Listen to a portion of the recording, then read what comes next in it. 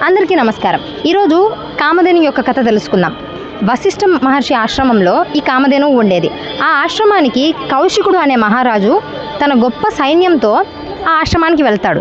అప్పుడు ఆ మహర్షి వీళ్లకు తగినంత అతిథి సత్కారాలన్నీ చేస్తాడు. ఇంత చిన్న ఆశ్రమంలో ఇంతమందికి ఎలా అతిథి సత్కారాలు చేశారు అనే ఒక ఆలోచన రావడంతో అడుగుతాడు. అప్పుడు వశిష్ఠ మహర్షి చెప్తాడు, ఇదంతా మన కామధేనువు ఉన్నందుకు సాధ్యమైంది.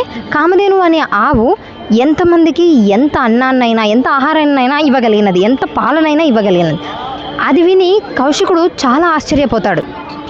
ఆ కామధేనువు తనకు ఎలాగైనా కావాలి అని కౌశికుడు వెళ్ళి మహర్షిని అడుగుతాడు. వశిష్ఠుడిని అడగగానే, చూడు నాయన, ఇది బలంతోనో అధికారంతోనో నువ్వు నా దగ్గర నుంచి తీసుకొని వెళ్ళాలి అని అనుకుంటే అది నీ వల్ల కాదు అని చెప్తాడు.